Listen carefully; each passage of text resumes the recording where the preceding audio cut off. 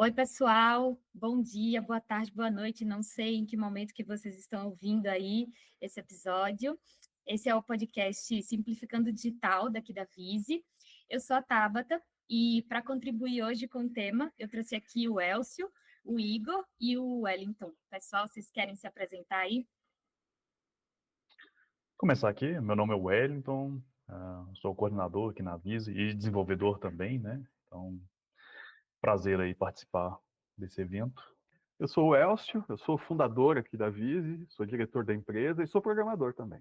Beleza, eu sou o Igor e assim como o Elton, sou coordenador aqui na Vise, desenvolvedor. Também é um prazer participar aqui. Boa! Mais um podcast juntos, hein, Igor? Verdade, estamos aí de Mais novo. um episódio. Vamos lá, então, vamos começar. Bom, gente, o tema de hoje vai ser desafios da agilidade em times remotos, né? Acho que ninguém melhor do que vocês, que atuam, né, com metodologias ágeis o tempo inteiro e estão atuando remotamente para contribuir aqui sobre o tema, né?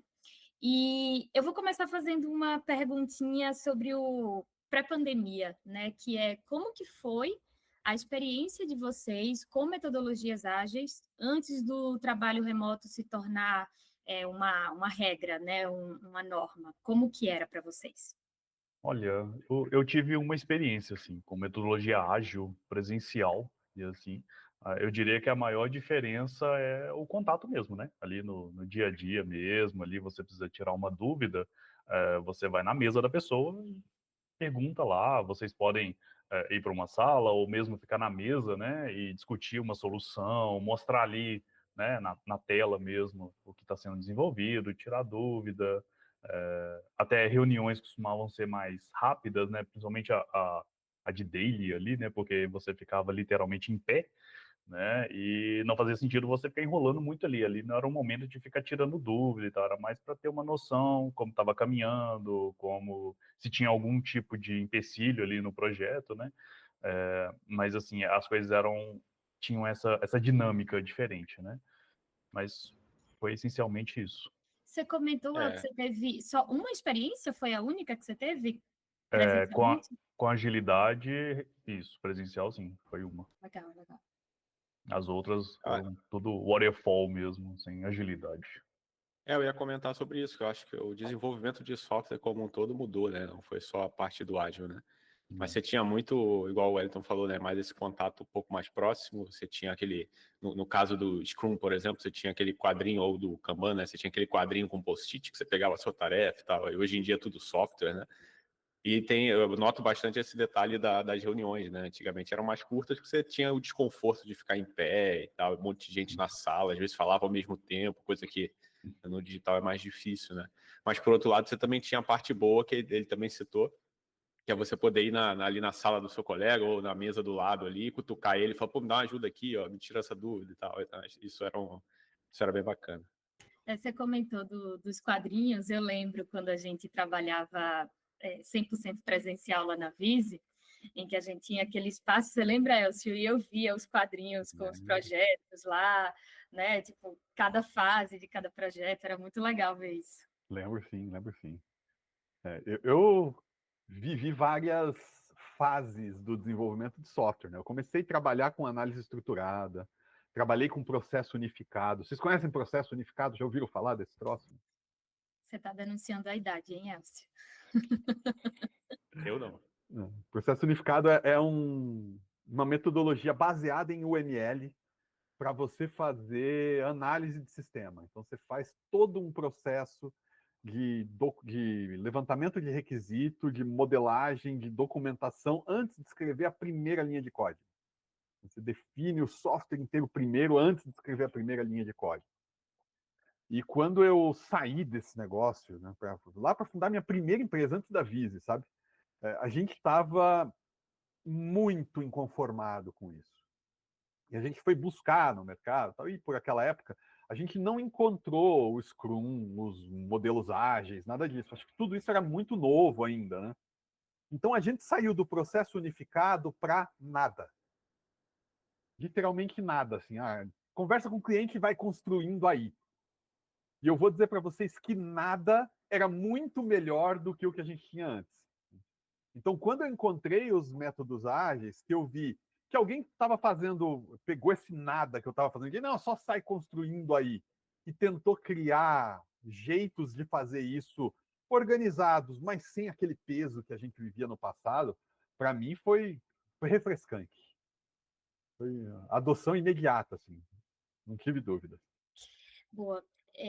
Vocês comentaram, né, principalmente aí o Igor, sobre essa questão de não tem mais, depois que a gente migrou para o remoto, né?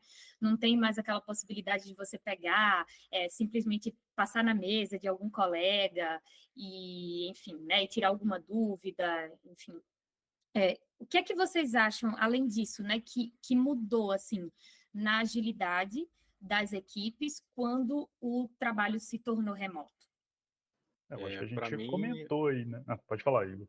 pode seguir, Wellington, segue. Acho que a gente comentou além aqui, né, disso, por assim, alto, assim, né? Acho que talvez principalmente a dinâmica ali, né? Acho que essa realmente teve o maior impacto, assim, né? Você ter essencialmente não ter barreiras, né, para acionar a pessoa ali presencialmente, enquanto no digital você não sabe exatamente a situação em que ela se encontra, né? Porque quando a pessoa está do seu lado ali ou está numa sala próxima, você olha para ela e percebe se ela está muito ocupada ou se ela está ali refletindo sobre alguma coisa, você está vendo ela literalmente, né? E no digital é mais difícil, né? Você não tem a sensação, claro, aí a gente pode entrar nesse assunto depois, né? Mas tem ferramentas que possam melhorar esses problemas, né? Possam amenizar eles, pelo menos. Mas eu diria que a principal diferença é essa dinâmica mesmo, ali, da interação entre as pessoas. Eu acho que nesse ponto falta um pouco daquela leitura corporal, né? Que a gente não tem mais, porque você não está frente a frente com a pessoa. Então, às vezes, você não sabe muito bem o sentimento ali, se a pessoa está, sei lá, você pede alguma coisa, você não sabe se a pessoa pode fazer ou não, se ela está te agradando ali naquele momento e tal. Né? Eu acho que também, não só essa parte, mas também aquele off-escritório, digamos, né? Você vai lá tomar um cafezinho, aí descontrai um pouco, acho que isso também faz bastante falta, né? Ou na hora do almoço, vocês vão almoçar junto em algum restaurante e tal, então também dá aquela descontraída, ou até mesmo fala sobre trabalho, né? Mas de uma forma um pouco mais descontraída, acho que isso falta um pouco. Eu concordo. Obviamente, ferramenta mudou, né? Vocês já citaram aí, não dá para a gente ter um quadro na parede com um monte de post-it colado. Quando a gente começou a agilidade na Visa, começamos com Scrum, né? E a gente usava, de fato, ferramentas totalmente analógicas. Teve que comprar post-it de boa qualidade, porque a gente perdeu um planejamento de sprint. Uma vez a gente chegou no dia seguinte, os post-its estavam todos no chão, né? Não tinha...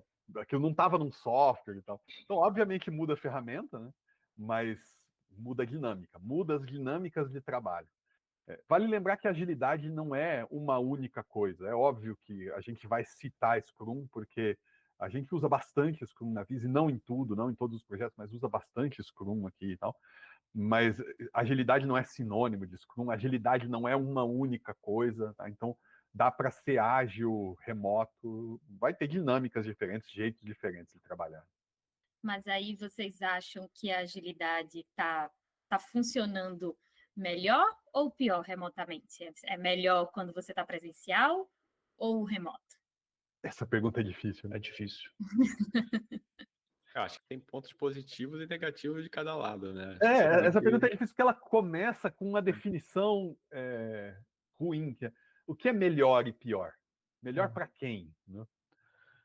E é muito relativo, né? Se você for pensar, depende, mesmo no presencial, que teoricamente as dinâmicas são melhores em termos de comunicação, mas se a equipe é muito desconexa ali, né? Elas não têm uma boa relação, também não funciona, né? Então depende também das pessoas envolvidas, né?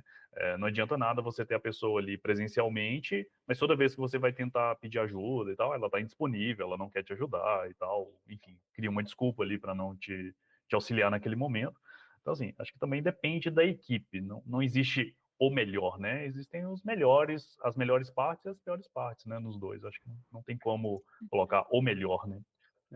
E eu acho que também tem a questão de tem gente que funciona muito bem trabalhando remotamente, né? E tem gente que não tem muito perfil de trabalhar remotamente, não consegue ser tão produtivo trabalhando em casa, né? Acredito que, assim como para as outras áreas, para isso serve também, né? Isso se encaixa também para esse tema.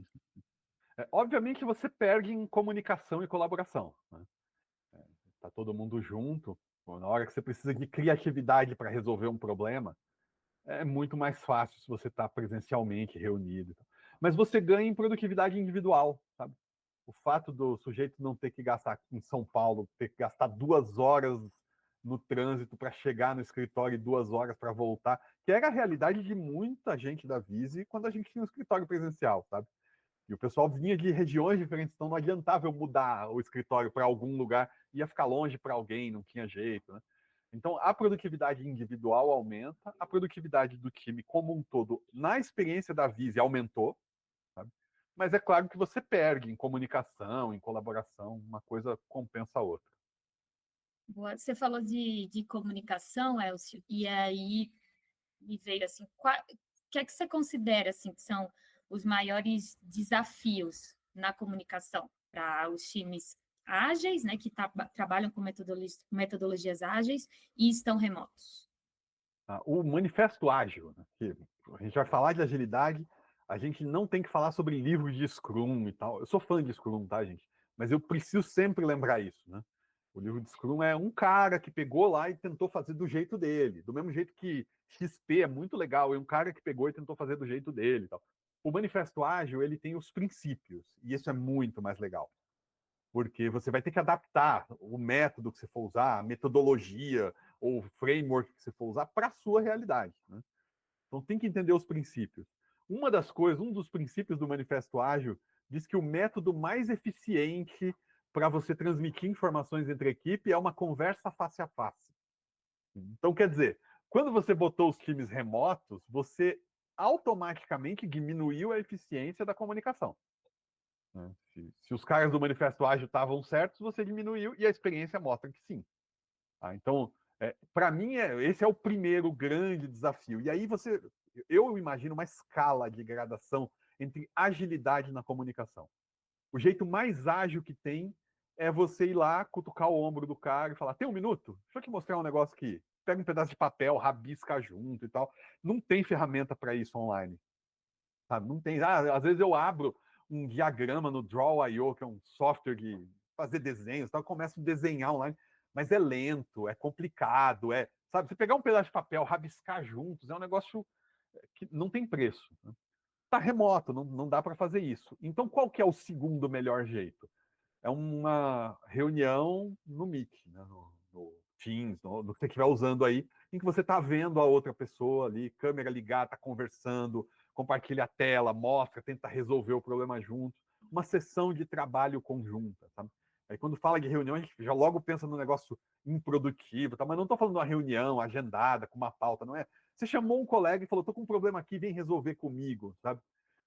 E daí você vai para uma gradação que depois disso, você vai ter a comunicação só por áudio, disso você vai ter a comunicação escrita, síncrona, tempo real, né, num chat ali e tal. Depois disso, você tem a comunicação assíncrona, você mandou o chat, o cara não estava online, respondeu depois. Depois disso, você vai ter a comunicação assíncrona mais formal, que é e-mail. Depois você vai ter a mais formal do que isso, que é a documentação. Todas elas têm lugar no desenvolvimento de software, sabe? O ágil não mata a documentação, tem que fazer documentação, tem que ter troca de e-mail, mas a gente privilegia a de cá. E a tentação que a gente tem quando está remoto, que você se acostuma com a solidão do seu escritório, da sua casa, do lugar que você está trabalhando, a tentação que a gente tem é a gente puxar a comunicação mais para o outro lado, para o assíncrono, sabe? Não, vamos trocar e-mail, vamos... Então, cara, super comum, assim, a pessoa manda um e-mail com uma dúvida que é um negócio que podia ter me chamado e perguntado, ia ser muito mais fácil explicar ao vivo, sabe? Então, para mim, essa é a principal dor, assim, é o estilo da comunicação, é a gente lembrar disso e não ter pudores de dizer: você tem um minuto? Vamos conversar? Vamos resolver aqui, sabe? Pensa que vai incomodar e tal, mas às vezes é muito mais rápido do que o cara ter que escrever um e-mail explicando um negócio difícil. É verdade. Boa. Boa. E eu acho que disso que você comentou, Elcio, da pessoa ter essa solidão, assim, né, por estar atuando mais sozinha e tal no trabalho, você não acha que essa falta, assim, de interações que a gente vai puxando mais a comunicação para o assíncrono, né, ela não pode diminuir esse senso, assim, de colaboração, né, de pertencimento? Será que não tem isso também? Isso também não pode ser considerado um desafio na comunicação, né? Então, você não vai ter esse senso de colaboração e vai diminuir um pouco a cultura organizacional, né? Você não consegue trazer tanto as pessoas para contribuir a estarem engajadas na cultura da empresa. Eu concordo, Que a 100%. gente pode adicionar isso também, né, como um desafio. Sim, eu concordo. Muito difícil criar uma... Aí tem um ponto que acho que é importante, que é assim, quando a gente está falando de desenvolvimento de software, a gente está falando de nerds. Desculpa usar o termo aí. Foi mal, Igor, Wellington. E aí a gente está falando de um pessoal que tem, por natureza, assim, um jeito de se comunicar e de trabalhar que é diferente. Então, você que está me ouvindo aí, lembra, a gente aqui na Visa, a gente é uma empresa de desenvolvimento de software. Então, quando eu estou falando sobre a comunicação ser mais síncrona, sobre a gente ter a tendência de torná-la mais assíncrona, sabe? Para você, acho que isso é mais importante ainda do que para a gente. Porque a gente tem exemplos como o kernel do Linux. O kernel do Linux é um produto de software desenvolvido por milhares de pessoas, colaborando remotamente ao redor do mundo, em zonas diferentes, em fusos horários diferentes, colaborando no tempo livre, outros profissionalmente. Então, a disponibilidade de tempo é muito diferente. Eles se comunicam por texto, por e-mail. Até hoje, em 2025, o jeito padrão de se comunicar daquele pessoal é por e-mail. E para aquela comunidade ali, funciona. Eles têm uma cultura muito forte, sabe? Mas os caras desenvolvem um produto que, assim, você que está me ouvindo e não é técnico, você nem sabe o que é o kernel do Linux. Então, tudo isso que a gente está falando, você tem que adaptar para a sua realidade, né? Vai ter lugares que o negócio é super técnico, o cara está desenvolvendo um motor de uma inteligência artificial. Enquanto você tem lugares que o negócio é super produto. Eu estou desenvolvendo aqui um negócio que vai estar amanhã nos celulares das pessoas e tal. O nível de agilidade que se espera é diferente, o que a gente chama de agilidade é diferente, e os modelos de comunicação são diferentes. Esse pessoal mais do técnico vai poder fazer comunicação mais assíncrona, vai funcionar até melhor para eles. Enquanto que quem está mais perto do produto, de entregar uma coisa para o mercado, para o usuário final, vai precisar da comunicação mais síncrona. Eu acho. Legal. Tem um ponto que o Elcio falou, que é justamente esse exemplo do kernel do Linux, né? Que eu vejo, às vezes, algumas empresas citando o produto deles como sendo algo muito complexo, que por isso é melhor você ter as pessoas no escritório, porque elas conseguem trocar mais e tal. Mas aí é um bom exemplo, né? Você quer algo mais complexo do que o kernel do Linux, né? Mega complexo o negócio em N camadas e está sendo desenvolvido ano após ano por e-mail, que é o mais assíncrono possível, digamos, né? E não só isso, né? Se a gente considerar quase que todo o universo de código livre, né? Boa parte acontece dessa forma aí, né? Claro, em escala menor e tal, mas também é assim, né? É assíncrono e, enfim, pessoas em regiões diferentes, em línguas nativas diferentes, né? Elas precisam ali conciliar o idioma e tal. E tudo isso é construído de forma remota também. Então, assim, grandes feitos foram feitos assim, né? Então, não dá para menosprezar o remoto por causa disso, né? Realmente, já atingimos um bom resultado, um excelente resultado dessa forma, né? Mesmo antes da pandemia, né? Essas ferramentas são sendo desenvolvidas há vários anos, até décadas, né? Então, realmente, a gente não pode menosprezar, né?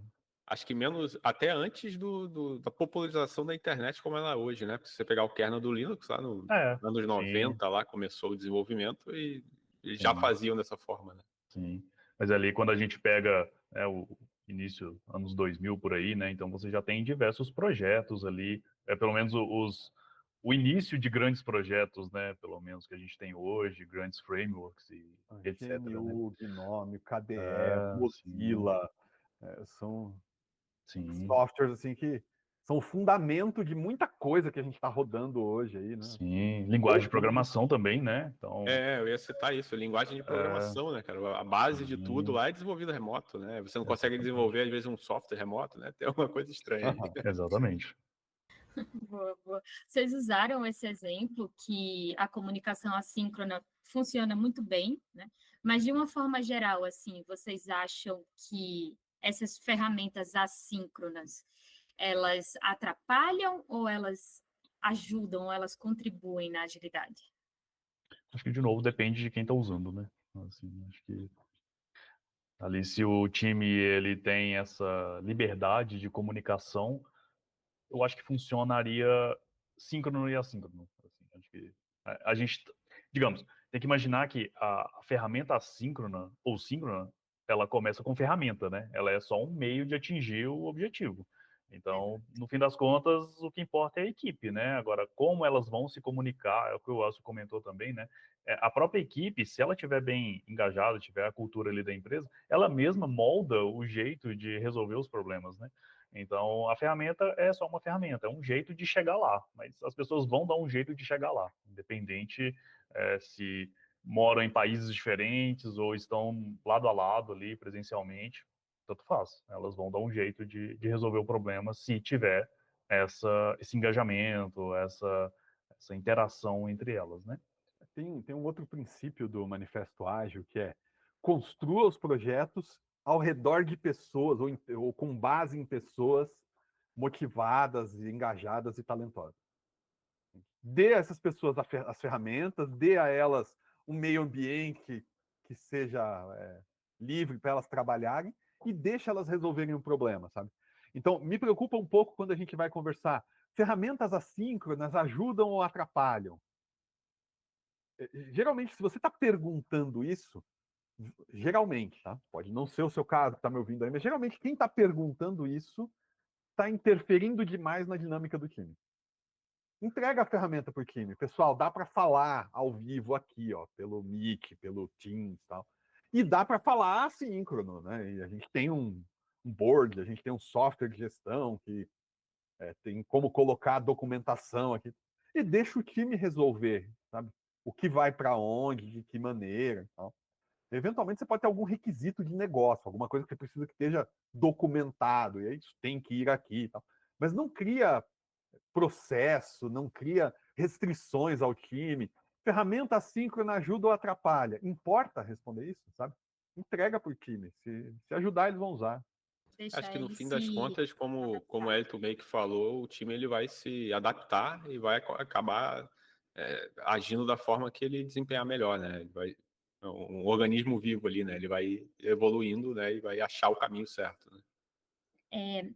E aí, gente, como que vocês fazem, assim, vocês como líderes, né, para manter a transparência do trabalho quando a equipe está remota, né, não está junta, não está tendo aquela convivência?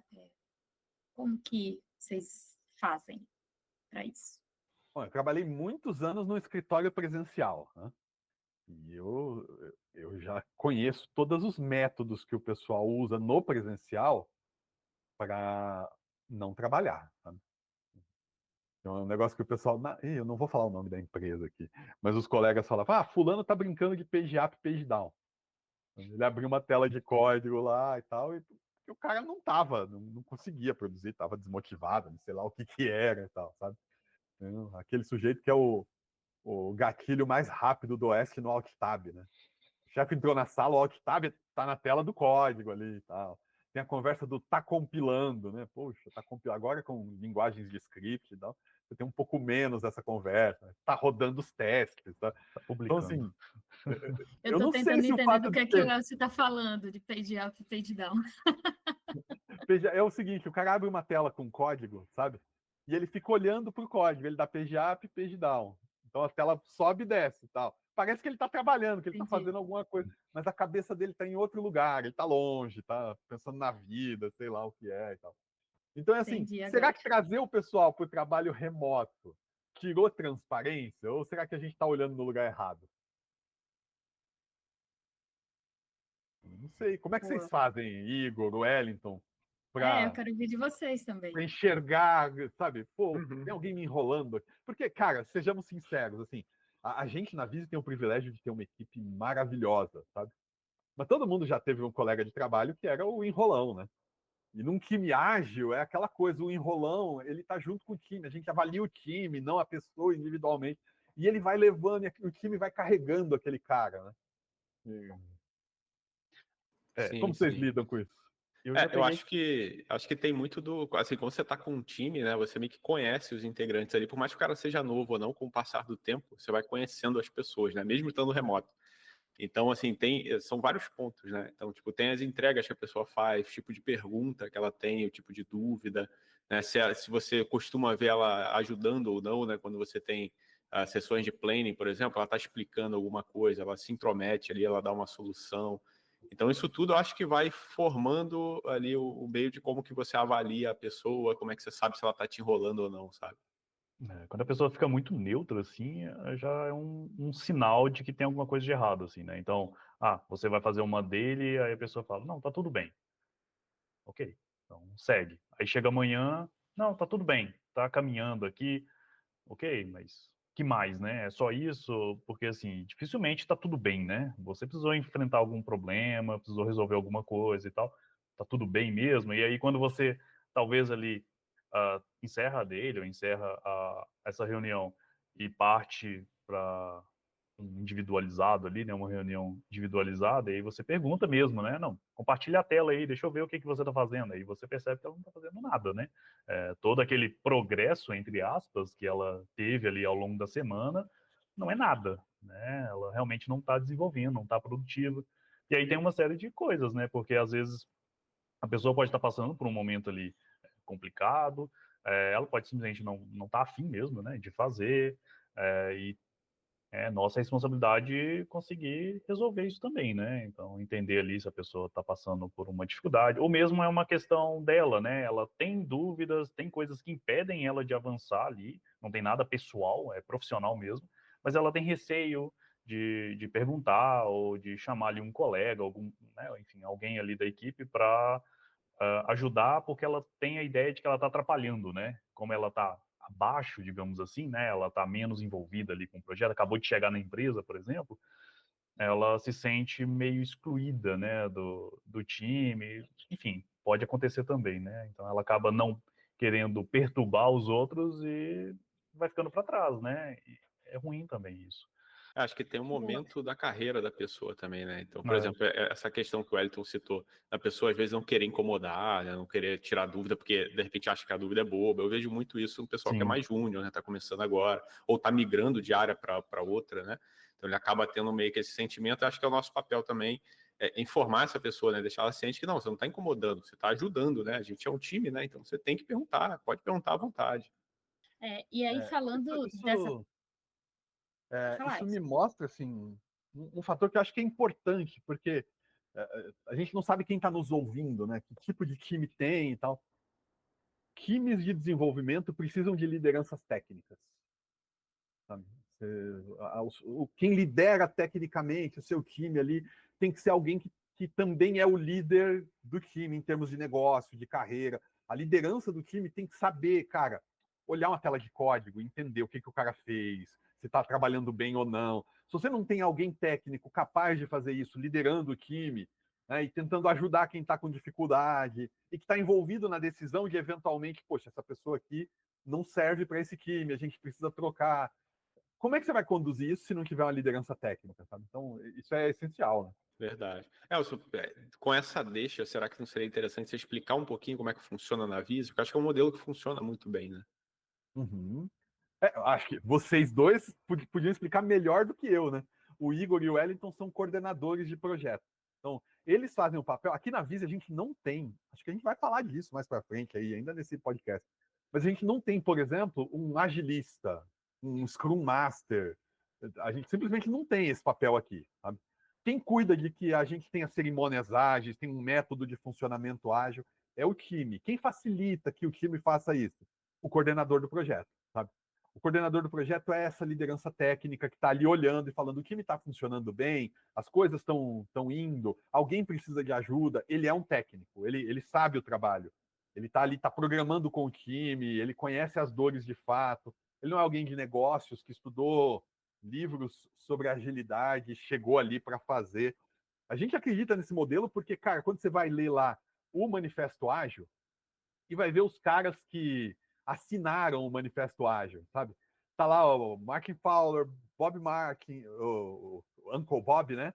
O Kent Beck, que é o criador da XP. Esses caras eram programadores, sabe? Quem inventou a agilidade foram programadores. Eram caras que conheciam o lado técnico da coisa e disseram, vamos reunir programadores aqui, discutir o melhor jeito da gente trabalhar juntos, né? E aí a gente traz alguém que não é programador, e todo respeito a essas pessoas, mas ele não entende de fato o trabalho, e coloca ali para ser coach do time, para ser um agile coach. A minha experiência, cara, isso ajuda. Se você tem um time que não sabe nada de agilidade, é claro que ajuda. Mas se você puder formar os seus técnicos em agilidade, isso é muito melhor, sabe? Então a gente faz questão de ter lideranças técnicas no time, né? O nosso cliente não lida com alguém que é um gerente, que é um garoto de recados, fica brincando de telefone sem fio ali, nada disso. A gente expõe o time para o cliente, o time aprende agilidade, tem gente preparada para isso. Tem funcionado muito bem. E essa Tem parte... outro ponto. Pode seguir.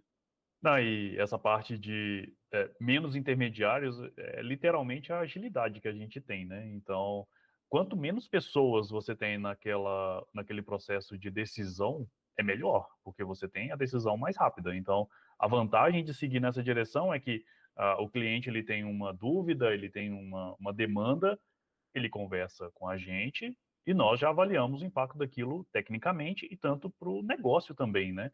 Ao invés de ficar passando aquilo para frente, não, calma, pessoa tal vai resolver isso aqui e vai me falar o que vai dar para fazer. Aí essa pessoa repassa para outra pessoa, que marca uma reunião, que preenche um documento, que manda um e-mail, e às vezes uma decisão ali que eu conseguiria resolver na própria reunião com a pessoa, com o cliente, vai delongar ali 1 semana, 2 semanas, e nisso você está perdendo tempo, você está perdendo literalmente a agilidade do desenvolvimento, né? Então, isso é uma etapa importante também, né? Achatar ao máximo esses intermediários, né? Aí você evita o telefone sem fio, né? É, A informação começa de um jeito, chega lá no final de outro, e depois ninguém sabe por que aquilo saiu daquela forma. Exatamente. Sim, sim. Vamos fechar o gancho para esse tema, né, para esse assunto, falando um pouquinho dos papéis, né, da liderança técnica e tudo mais.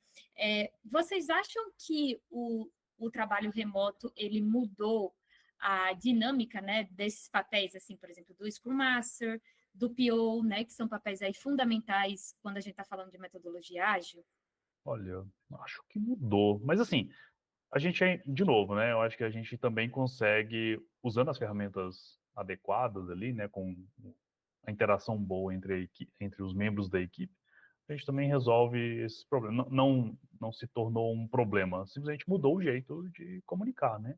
Eu acho que tem um ponto que, como eu falei, ágil não é uma coisa só, sabe?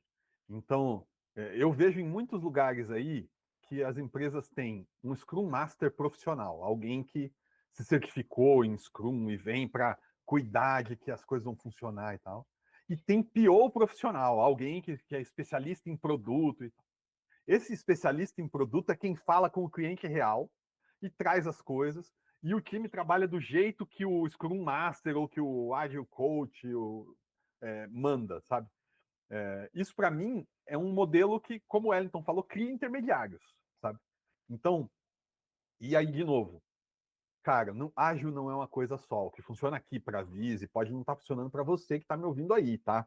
Eu estou falando da nossa realidade aqui. Como é que a gente costuma fazer?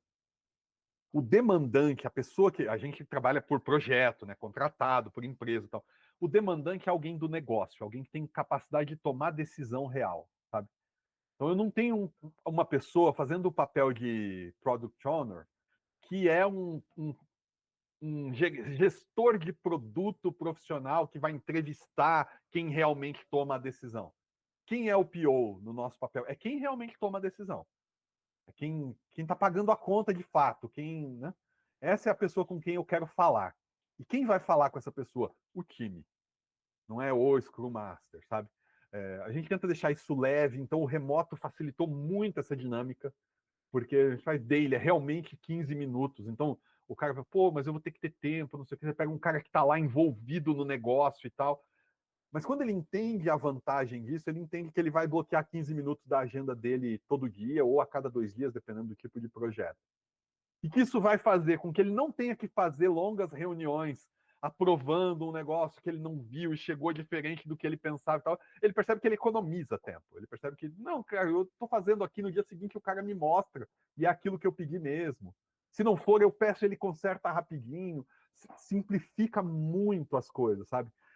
Então, o remoto muda a dinâmica do Scrum Master e do PO, sabe? Mas também o que é a dinâmica do Scrum Master e do PO? Não existe uma única dinâmica disso. Cada lugar, mesmo que se você use Scrum, né? Poxa, tem manual, tem, né, método, tem. Mas um dos, eu não sei como é que chama isso lá, um dos conselhos lá é fix Scrum. Né? Corrija o Scrum, quer dizer, adapte o Scrum para a sua realidade. Veja se funciona para você e faça do seu jeito, né? Isso não é algo não canônico, isso não é um sacrilégio, isso é ser ágil, né? Então, eu acho difícil falar só sobre o impacto remoto no Scrum Master e no PO. Né? Vê o seu jeito aí, faz do jeito que funciona melhor para você. Tem 2 pontos aí que são interessantes que, assim, pelo menos a meu ver, né? Ninguém entende mais do produto do que o cliente, né? Ele que quer o produto, ele que idealizou esse produto. Então, ele entende mais do que o PO, que possa ser formado em PO e tal. E ninguém entende mais sobre desenvolvimento do que o time que está desenvolvendo aquilo, né? Então, se de repente você vai pegar um profissional, essa opinião pode ser um pouco polêmica, né? Mas vai pegar um profissional que ele se formou como Scrum Master, e ele vai ditar as regras para o time de desenvolvimento, como é que ele tem que fazer aquilo. Eu acho que é meio andar para trás, né? Na minha opinião. E uma pergunta que eu sempre faço é: o que o Scrum Master faz durante o sprint? Sabe? Eu já fui para muitos lugares trabalhar que tinha um Scrum Master, sabe? O time via ele 15 minutos todo dia de manhã. Na hora da apresentação retrospectiva, ele estava lá conduzindo. Sinceramente, estava atrapalhando, né? Porque as coisas tinham que ser do jeito dele, não sei o quê. Aí ele mostra um relatório: olha, nós entregamos tantos pontos, teve tanto de refatoração, não sei o que e tal. Faz planejamento e some mais 15 dias, sabe? Eu não sei o que esse profissional realmente está ajudando o time. Assim. Desculpa, não era nosso tema de aqui, mas eu precisava falar isso. Tiveram 2 coisas que me vieram assim na cabeça, a gente falando disso, que principalmente com relação ao PO, assim, eu acho que tem, talvez, né, aí vocês vão poder até falar melhor do que eu sobre esse ponto, que é, primeiro, sobre a questão de quando a gente está remoto, quando o time está remoto, talvez eles não se sintam tão conectados à estratégia do produto. Né? Então, talvez o PO ele tenha que trazer mais contexto, né? Reforçar mais essa questão do produto para o time. Né? E eu acho que e o outro ponto, que talvez seja o gerenciamento de backlog, que é trazer, como a gente não tem, né? Vocês me falaram, não dá para simplesmente ir ali na mesa, tirar uma dúvida e tudo mais. Eu acho que as tarefas precisam estar mais bem detalhadas lá dentro do backlog, né? Estar mais transparentes. Seria isso? Teria a ver também? Eu não sei, eu tenho dúvidas. Sei. De novo, eu acho que a resposta depende. Sabe? Acho a sua pergunta muito interessante, mas eu acho que a resposta depende. Tá? Eu falei, por exemplo, um negócio que é importante, gente, é não se prender muito aos nomes, tá? Porque eu estou falando, o PO aqui, quem faz o PO é o cara do negócio. A gente tem clientes que são empresas que mantêm um produto de longo prazo. E dentro da empresa eles criaram uma área de transformação digital ou uma área de produto. E lá tem a pessoa cujo trabalho é coordenar as necessidades do negócio e tal. E eles chamam essa pessoa de PO, sabe? E funciona super bem. Por quê? Porque é alguém do negócio, alguém lá de dentro. Então não é o nome que eu estou dizendo, né? Então é difícil responder as perguntas. O que é melhor, tal? É mais escrito, mais bem documentado? Ou o que é melhor, o PO está disponível para tirar dúvida e tal. Você tem que achar seu equilíbrio aí. Eu tendo a responder que documentação a gente tem que tentar fazer o mínimo necessário. Sabe? Aquele ponto em que, cara, se eu fizer menos do que isso, as pessoas vão ficar muito desconfortáveis. Então eu achei o ponto, sabe? Quanto é esse mínimo necessário? Depende de onde você está. Eu fui dar consultoria numa empresa uma vez, que o pessoal não trabalhava com métodos ágeis, então fui ensiná-los a fazer Scrum e tal. E aí era remoto lá, eles tinham um modelo híbrido, né? Eu pedi pro pessoal, falei, a gente pode fazer presencial? Porque como era híbrido, o pessoal tinha que ir pro escritório. Né? A gente pode fazer presencial durante um mês, pra gente trabalhar junto aqui e tal. Porque é mais fácil mesmo, é realmente mais fácil. Dá para fazer híbrido, dá para fazer remoto, mas presencial é mais fácil. E a primeira coisa que eu fiz foi entender como eles trabalhavam. E eu peguei lá um requisito dessa empresa, uma tarefa que ia passar para um programador lá, e que era uma tarefa que eu perguntei para os programadores lá, o cara falou, cara, isso aí é meia hora para fazer. O requisito tinha, eu imprimi, eu fiz questão de imprimir, porque eu sentei com o presidente da empresa para mostrar, porque é muito abstrato, né, para o cara que não é programador e tal. Tinha 15 páginas impressas, a descrição do que tinha que ser feito e tal. O programador levava mais tempo para ler aquele negócio e entender do que para fazer a tarefa, sabe?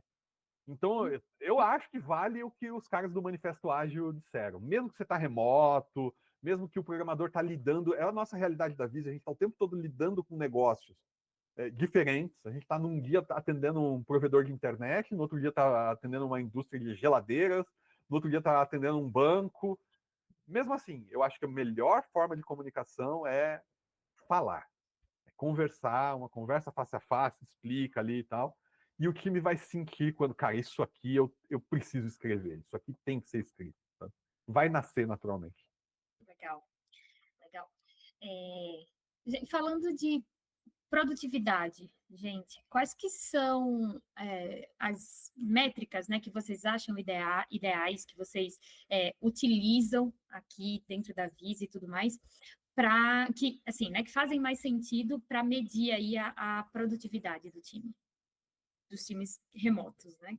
A gente atua remotamente, estamos falando disso. Acho que uma das principais seriam duas, na verdade, né? A entrega, o quanto que essa pessoa entrega, mas também a qualidade da entrega, né? Porque não adianta ela entregar muito, né? Ela entrega as tarefas muito rápido. Tá cheio de bug no final. Aí retorna um monte. Então você tem que medir ali um pouco. Uma é mais direta, né? Que você pode olhar num board lá e ver quantas tarefas a pessoa entregou. E uma outra requer um pouco mais de trabalho, que é a qualidade. Então você tem que ter alguém que avalie. Eu acho que até nesse ponto fica um pouco difícil de você ter essa rotina de PO, Scrum Master, gerente de projeto e tal. Porque você tem que, por exemplo, para você medir a qualidade, ou você vai esperar ver quantos bugs voltam daquilo, que não é muito ideal, né?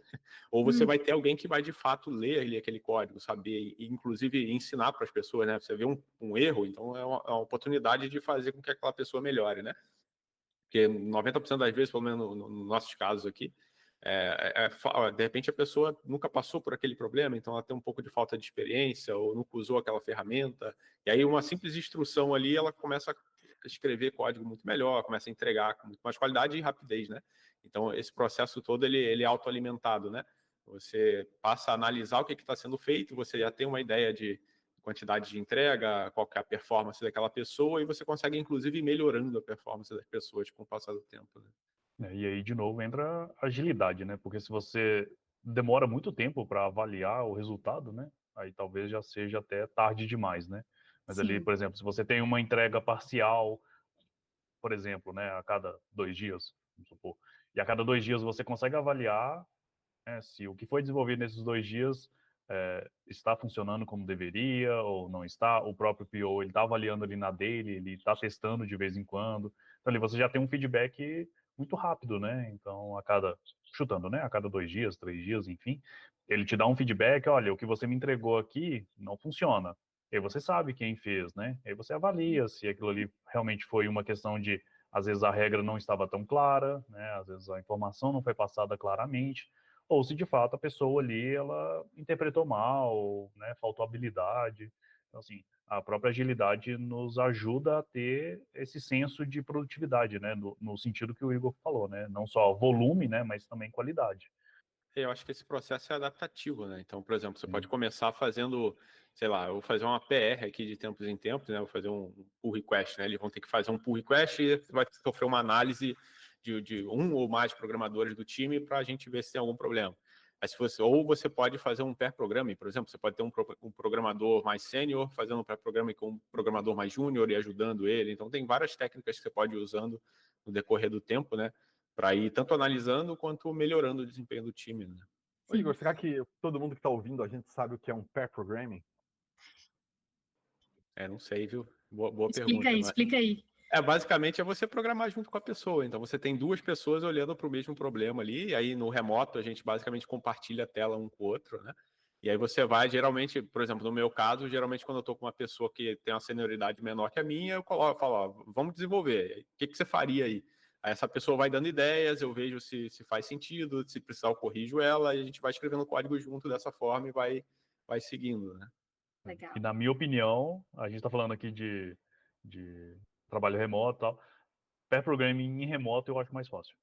Porque aí você consegue colocar ali na sua tela, você está colocando a tela da pessoa em uma tela sua, considerando que você está trabalhando com 2 monitores ali, por exemplo, né? Então você tem a sua tela acompanhando o seu código, né? As suas anotações ali, e você em outra tela está acompanhando o código de outra pessoa que, né, você está aprendendo com ela, ou ela está aprendendo com você, enfim. É mais fácil, né? Do que às vezes você ir para a mesa da pessoa e você tem que olhar ali, ver se está lendo direito, aí a fonte tem que estar maior e tal, porque às vezes você não consegue ler. Então, assim, eu Ou acho você que o teve uma remoto dúvida, aí ajuda você demais. consegue você tem uma dúvida, aí você consegue pela sua própria máquina já pesquisa, já responde e tal. Assim, É bem mais rápido. ajuda. Boa. E aí, a gente falando de entrega, né, sobre medir as entregas do time e tudo mais, a gente pode ter 2 extremos, que é ou um microgerenciamento, né, então você está lá avaliando cada detalhezinho das entregas e tudo mais, analisando todas as tarefas das pessoas e tudo mais, ou o outro extremo que é a falta de controle.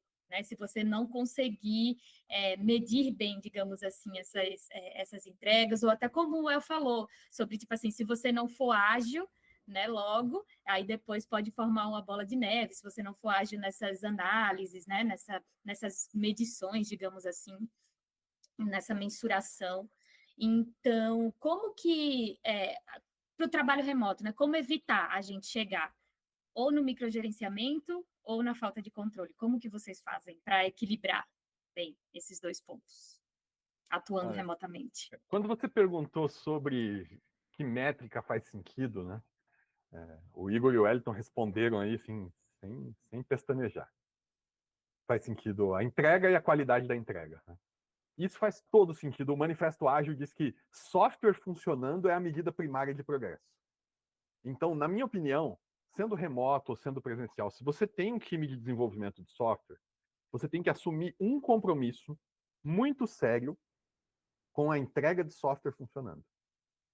E esse compromisso deve desfazer todos os outros.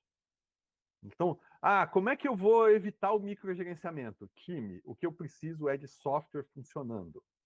Software funcionando significa quantidade e qualidade da entrega.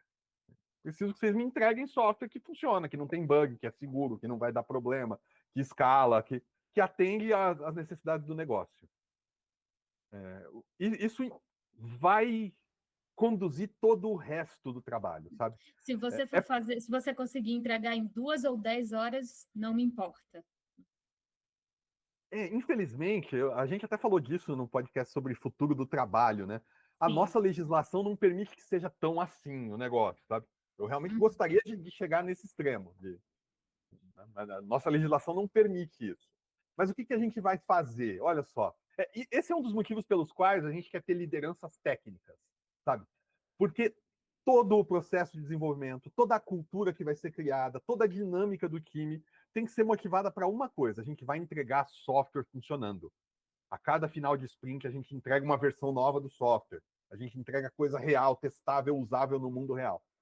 Então, cara, quando o programador novo, inexperiente, entra num time, e quem está conduzindo o time é alguém que está ali, está produzindo software em grande quantidade, com excelente qualidade, e esse cara fala, pô, deixa eu programar com você, sabe?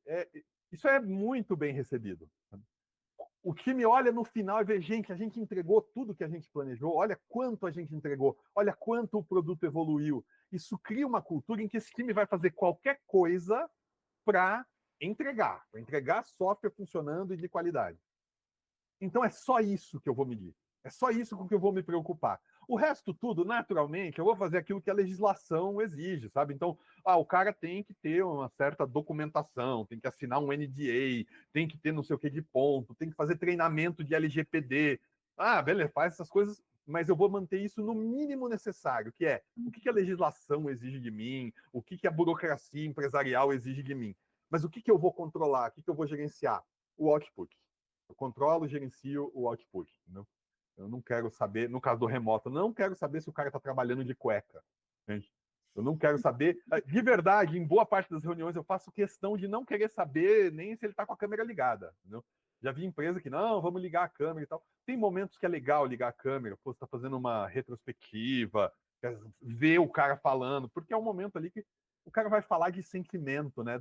Da sensação dele com o trabalho e tal. Mas, de maneira geral, por exemplo, eu não quero exigir que o cara ligue a câmera. Gente. Eu quero crer que ele acordou de manhã, escovou os dentes, né? Tomou um banho, penteou o cabelo, né? Que ele não está em casa lá de pijama, com bafo, descabelado e tudo mais. Mas o fato de eu dizer isso cria uma imagem que não é a que eu quero. Eu quero que ele saiba que a gente está comprometido em entregar software funcionando e eu não vou encher o saco de ninguém com mais nenhum assunto. Eu acho que também tem alguns pontos que a gente pode levantar, que são, por exemplo, o que levaria uma empresa a microgerenciar, né? Eu acho que tem, porque assim, é legal quando você tem um time que faz boas entregas, né? E você não precisa se preocupar com ele.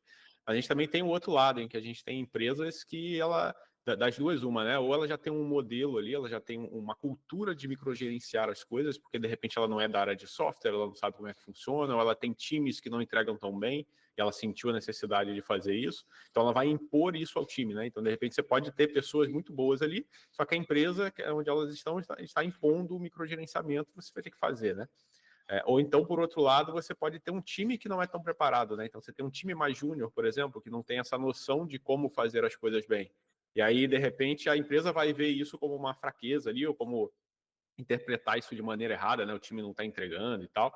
E aí, tentar microgerenciar para tentar corrigir alguma coisa. Mas você também tem o ponto em que você tem uma gestão que não é técnica, né? Eu acho que esse que o Elcio frisou bastante, eu acho que impacta muito. Eu, pelo menos, vejo mais, acabo vendo mais esse tipo de caso, né? Em que você tem uma gestão ali daquele time que não sabe qual é o desafio que você está passando ali. Então, às vezes, você tem uma entrega um pouco mais alongada ou você tem menos relevância nas entregas, né? E aí a pessoa acha que as pessoas ali dentro do time não estão trabalhando, né? Mas de repente você tem uma complexidade maior do projeto que essa pessoa, por não ter nível técnico, né? Por não entender o que está acontecendo ali, não consegue avaliar isso e acha que simplesmente as pessoas estão enrolando, né? Exatamente. E assim, a gente também tem que considerar que estamos lidando com adultos, né? Então, assim, a gente precisa ter transparência no desenvolvimento também, né? Então, a gente não precisa pensar em excesso de gerenciamento ou falta dele como algo que deve ser definido lá no começo. Não, isso a gente vai adaptando ao longo da execução. Então, às vezes você até errou por um lado, né? Você exagerou no gerenciamento, você está cobrando a pessoa ali a cada hora, por exemplo, mas ela vai te falar, se você tiver ali um ambiente minimamente decente, as pessoas vão te dar esse feedback, falando, olha, eu não consigo entregar porque você está me chamando toda hora aqui, eu não consigo entregar porque toda hora eu preciso entrar numa reunião, por exemplo, né? Eu deixo de desenvolver para entrar numa reunião de qualquer coisa. Então as pessoas vão deixando isso claro, né? Que você está exagerando em algum ponto. E no momento que ninguém reclamar, então tá tudo certo, porque se ninguém está reclamando, então deve estar caminhando bem.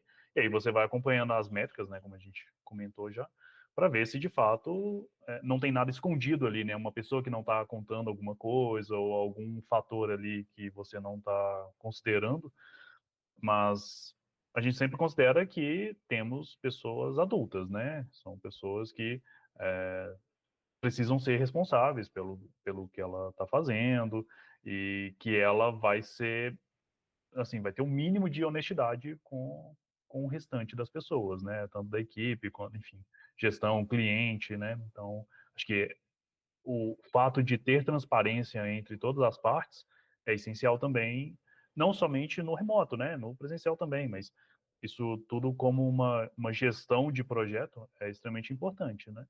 Eu acho que você falou essa questão da transparência, né, entre todos os membros do time e tudo mais. Vocês, como líderes, como que vocês fizeram para ganhar justamente, construir a confiança em times ágeis, né, nos times que vocês lideram?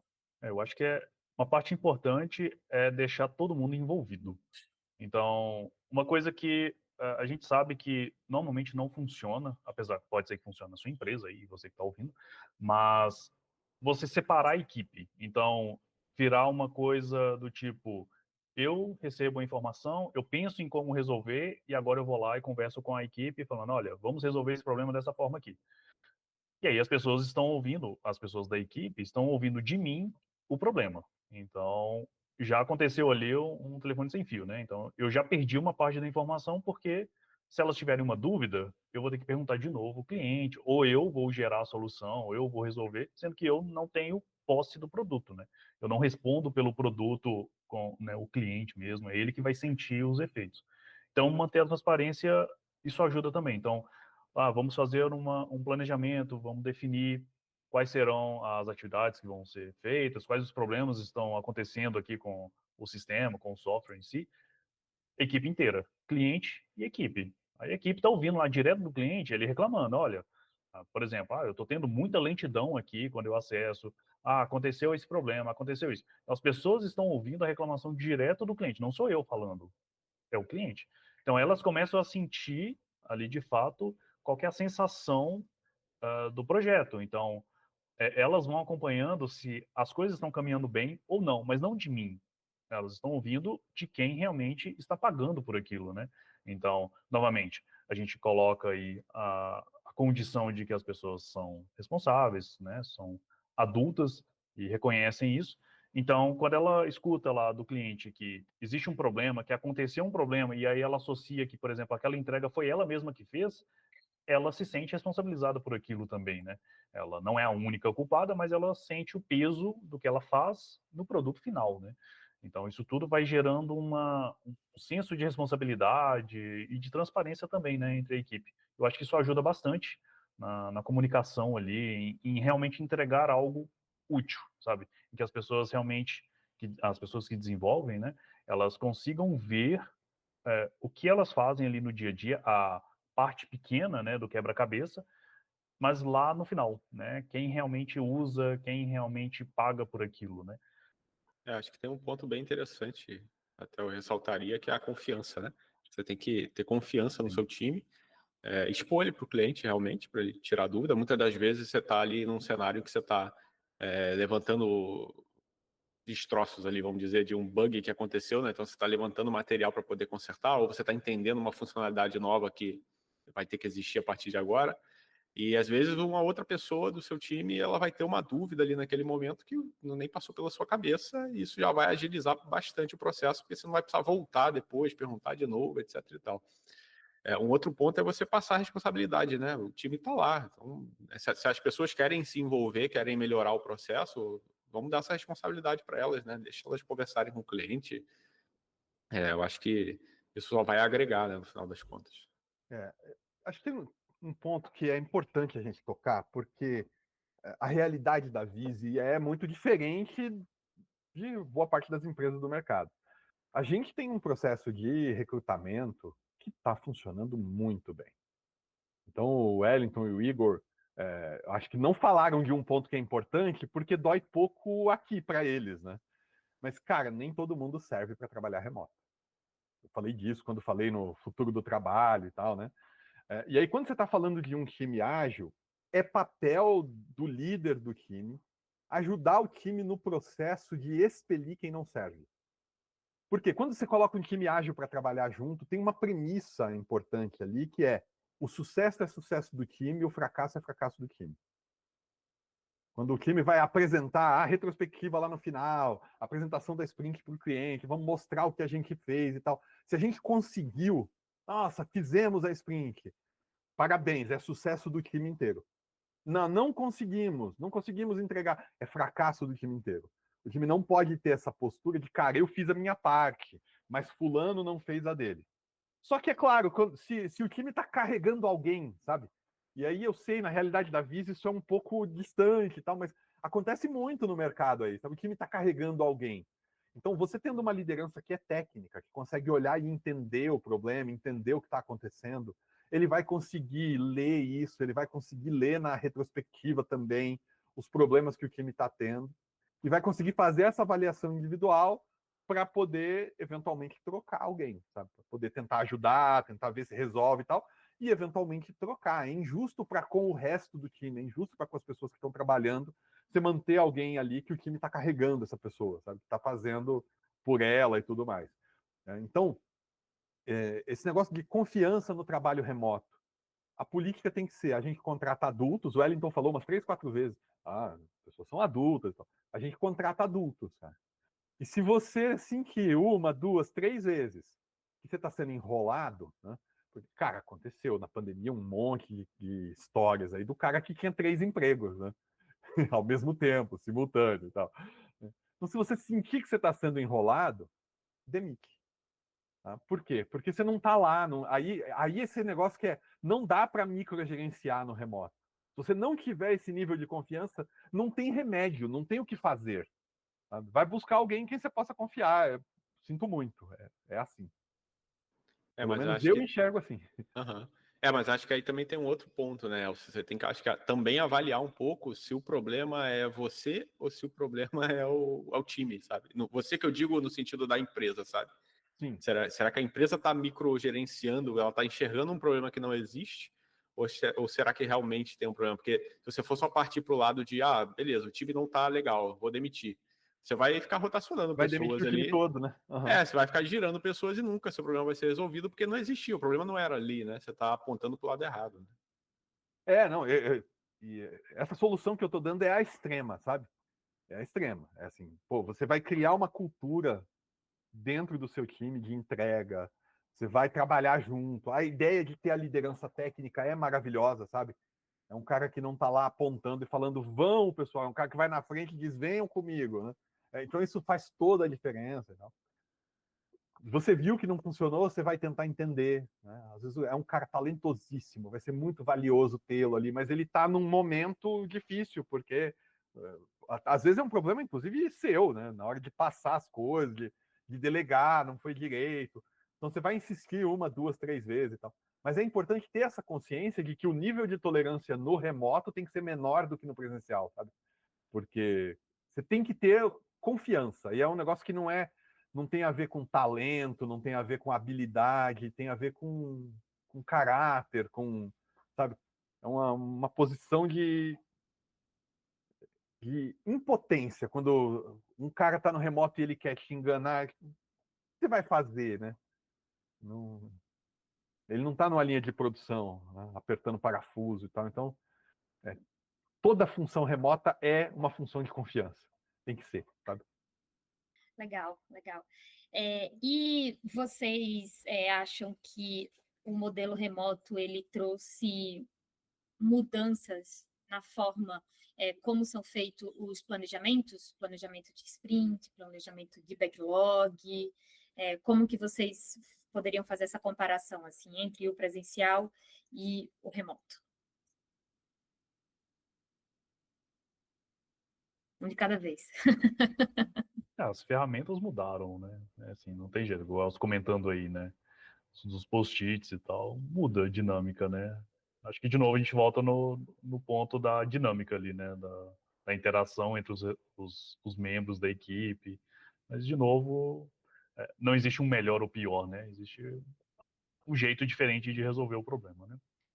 Eu só ia comentar que eu acho que mudou a ferramenta e tal, mas no fim das contas o que a gente produz ainda é software, né? Então, muda a forma, muda o lugar que você está, mas no fim das contas você vai programar, você vai produzir software. Sim, já trabalhando presencial, mas desenvolvendo software já tinha muitos componentes digitais mesmo. O que você está produzindo é um produto digital. Então. E aí também essa é uma daquelas perguntas que é ruim de responder, né? Por quê? Porque não existe uma forma de planejar sprint, de gerir backlog. Né? E não tem uma certa e uma errada, tem a que funciona melhor para a sua empresa, para o seu negócio, para as suas necessidades. Tal. Então, para mim, assim, muda sim, mas deixa o time resolver. Sabe? Por que você está fazendo essa pergunta? Por que ela importa no final? Né? Então, resolve junto com o time, deixa o pessoal resolver, vocês vão chegar em soluções boas. Né? Legal. A gente já está chegando no final, mas eu acho que tem uma pergunta que é bem importante de fazer, que vocês acham que é possível conseguir rodar um processo 100% remoto, sem fazer nenhuma adaptação? Você diz pegar um processo ágil, né, um framework ou uma metodologia documentada, tal, que você fazia presencialmente e mudar para o remoto sem ter que Isso. adaptar o processo? Isso, exatamente. Bom, obviamente a resposta é não, né? Primeiramente é isso. E a primeira coisa, claro, você vai precisar mudar de ferramenta, né? Você vai precisar ter uma ferramenta de comunicação, uma ferramenta para falar com as pessoas, uma ferramenta de gestão. A gente aqui na Visi tem experiência com um monte delas. A gente usou Redmine, Open Project, Gira, Trello, Notion. Depende do projeto, depende do cliente. Às vezes o cliente tem uma, a gente usa a dele e tal. Sinceramente, você precisa ter uma. Não recomendo nenhuma. Né? Todas a gente conseguiu usar muito bem e tal. Eu tenho preocupações com ferramentas que têm recursos demais, porque o pessoal acaba querendo usar e complica as coisas. Gente, a gente fazia isso com post-it no quadro, sabe? Se a sua ferramenta precisa de um curso para usar, então talvez você esteja complicando demais as coisas e tal. Mas qualquer uma Tem algo delas, errado. qualquer uma delas, se você deixar as coisas simples, funciona. Você vai precisar de ferramenta de colaboração básica ali, sabe? Um jeito de ter documentos que você edita em tempo real junto, de ter planilhas, de ter diagramas, esse tipo de coisa que qualquer trabalho de escritório vai ter, algum jeito de fazer isso e tal. Mas o resto, também essa é uma daquelas perguntas que a resposta é deixa o time resolver, sabe? Vai mudar o processo, vai mudar a dinâmica das.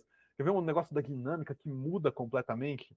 O Wellington falou aí, na reunião presencial um monte de gente fala ao mesmo tempo, acho que foi o Wellington, o Igor que falou. E o fato é que na reunião presencial todo mundo fala ao mesmo tempo e se entende. No remoto isso não dá para acontecer, né? A dinâmica do remoto, na hora de falar aqui, até aqui no podcast, né? A gente está gravando remoto, e vocês veem, quando a gente vai falar, o outro vai falar, tem um delay, isso muda a dinâmica, né? Desculpa, pode falar aí, sabe? Enquanto se a gente estivesse sentado numa mesma mesa, você vê o cara abrindo a boca e você para e você interrompe, você sente como interrompeu. Não tem como ser a mesma dinâmica. Mas isso é algo que eu acho que a gente não devia se preocupar. Só põe as pessoas ali, elas. É humano isso, elas vão se resolver. Boa. Igor, well? Pensei que vocês fossem falar alguma coisa. Eu só concordo com o Elcio, acho que ele falou tudo. Boa, gente. E para finalizar, né, como que vocês enxergam aí a evolução dos times ágeis nos próximos anos? Remotos, times ágeis remotos nos próximos anos. Mais uma pergunta difícil. Eu gostaria de ver. Eu gostaria de ver aí mais adoção desse regime remoto. Para mim foi espetacular. Os times que eu já gerenciei aqui na Visi foram igualmente espetaculares. Então, como o Elcio fala, né, a gente é um universozinho à parte, né, porque a gente faz isso muito bem, né?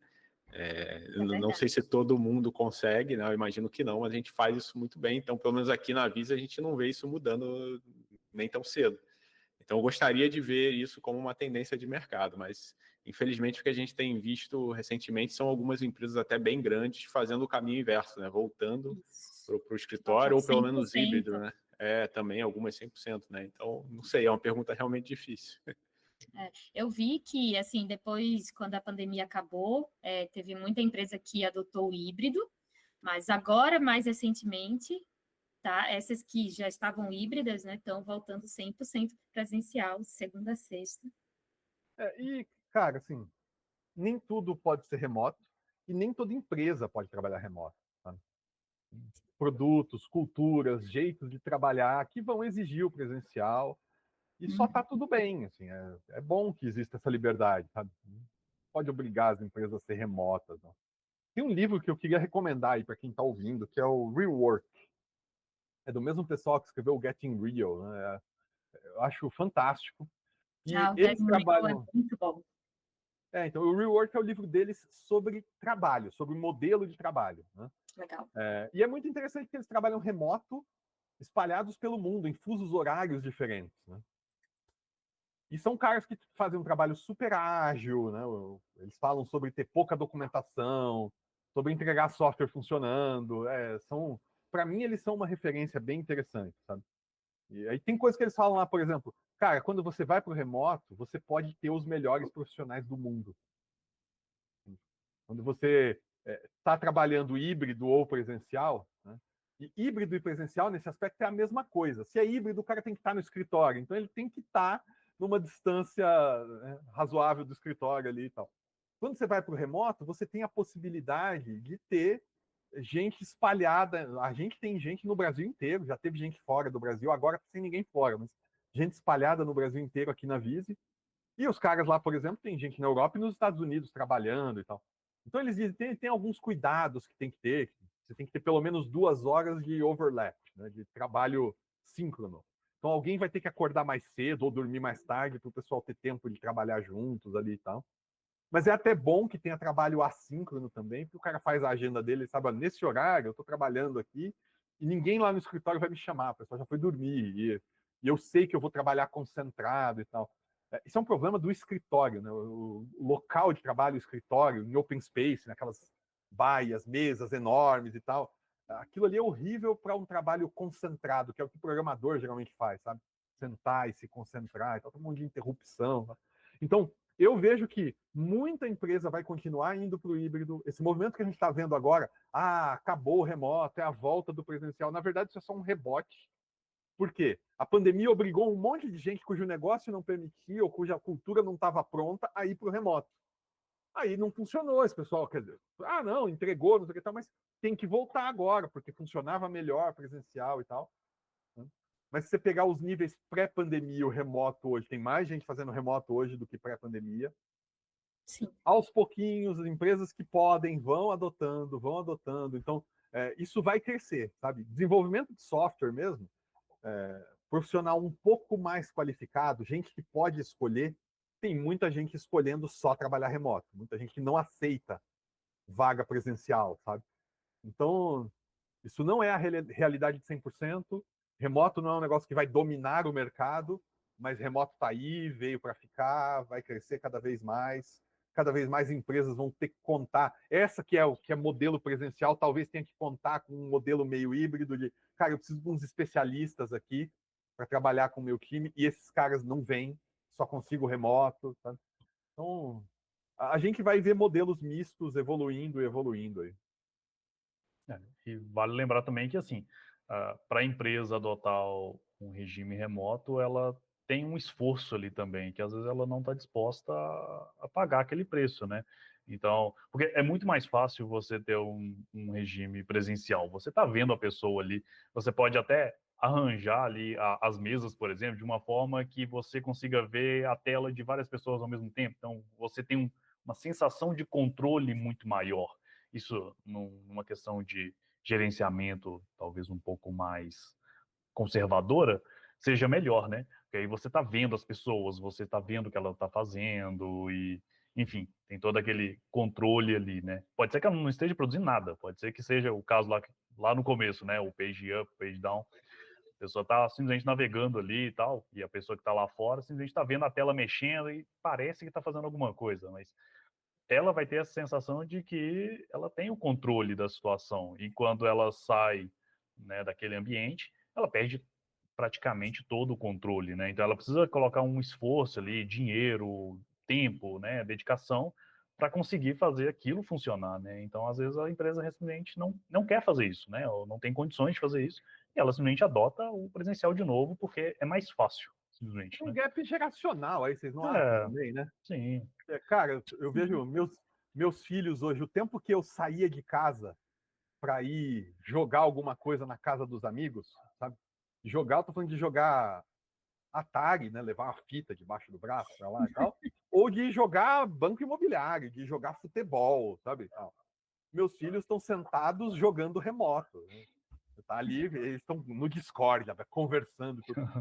Essa geração indo para o mercado de trabalho, eles vão ser liderados por gente que precisa do cara ali e tal. Mas uma hora eles vão chegar a ser chefes, né? Será que isso vai mudar a cultura também? Com certeza. Até porque as pessoas que estão hoje, ou uma geração antes aqui, elas vão aposentar, né? Elas vão sair do mercado em algum momento, né? Então, Exato. vai mudar. Vai se atualizar, né, o mercado. E o tema de conflito geracional já é algo que está sendo debatido há um tempo, né? Não é o foco aqui, né, do podcast, Sim. mas eu ia comentar isso. A gente já sabe disso, né? Assim, a gente acompanha, vê as notícias, né? agora com a geração mais nova, né, também chegando ao mercado, né, então, mesmo, né, para mim aqui, eu já tenho uma diferença de geração com quem está entrando no mercado, né, então, imagina daqui, sei lá, 20 anos, né, olha, não O consigo gap nem vai ser prever, maior né, ainda. exatamente, né. Talvez a discussão nem seja mais tanto essa, né? Se é remoto, Exatamente, híbrido. vai ser outra coisa, assim, né? Não consigo nem imaginar, né? Pensar. Quando que 20 anos atrás a gente imaginaria que hoje a gente estaria falando desses problemas que as redes sociais estão causando, né? Então, assim, as coisas mudam muito rápido, né? Com a internet, com a tecnologia, enfim. E o que a Acho gente aprende com isso é a gente não pode ficar parado no tempo, né? Então, exato. por mais Não dá que... para se apegar demais, né? Não pode, assim. Se, por exemplo, vamos supor, eu tivesse trabalhado muito tempo com um regime presencial ali, vendo as pessoas trabalhando na minha frente, e eu percebo que não, isso não é importante, tudo bom, deixa para lá e segue agora as novas tendências, né? Às vezes a pessoa fica muito presa, né? Não, tem que trabalhar do mesmo jeito, porque eu sei que funciona, mas ok, será que não tem um jeito melhor de trabalhar, né? Então, aí a pessoa também precisa ir se adaptando, porque senão realmente ela fica parada no tempo e a gente falando de mercados dinâmicos também, né? Então, pode ser que você não consiga funcionário para sua empresa, por exemplo. Pode chegar a um ponto crítico. Você não tem mão de obra, simplesmente, porque você exige que seja presencial, por exemplo. Aí, simplesmente as pessoas não querem mais trabalhar, assim. A gente já está num ponto que, para algumas funções, você acha mão de obra, mas você teria profissionais muito melhores. Exatamente. Talvez mais barato. Exatamente. Então aí a pessoa precisa se atentar a isso, né? Ela quer gastar mais simplesmente pelo fato de ter a pessoa ali na frente dela. Isso faz sentido? Talvez ali numa situação em que a empresa tem muito dinheiro, a economia está caminhando bem e tal, talvez seja aceitável, mas aí quando as coisas apertam, ela vai ter que pensar nisso. Ela vai ter que avaliar se de fato aquilo ali está se pagando, né? E muitas vezes não vai se pagar, né? Até porque a gente tem que falar também que presencial, a gente não tocou nesse assunto, né? Mas existe um custo também, né? Um custo muito grande de você ter ali um escritório, porque você precisa que ele fique numa região minimamente acessível, né? Isso implica em aluguéis mais caros, né? Infraestrutura mais cara também. E tudo isso implica em ou cobrar mais, né, no seu produto final, ou sacrificar talvez ali um salário, né, o salário dos seus funcionários. Enquanto você passa para o remoto, você oferece uma condição básica, né, ali uma máquina, enfim, essencialmente isso, né, uma máquina para ele trabalhar, e está tudo certo, né, ali a pessoa já consegue desenvolver tudo, enfim, você não tem um custo adicional com isso, né. Então, a pessoa, em algum momento, ela vai ter que avaliar isso, né, ponderar se de fato esse custo do presencial compensa, né, para a operação. Sim. Boa. Gente, então, temos um episódio? Acho que temos. Obrigada, gente. Obrigada, Elcio, El, Igor, pela participação de vocês. Para quem está nos ouvindo, se você gostou desse episódio, não esquece de salvar ali no seu streaming, né, no seu Spotify, o que seja aí, que você esteja ouvindo aí nosso podcast, para você acompanhar os próximos episódios que saírem. E é isso. Até a próxima.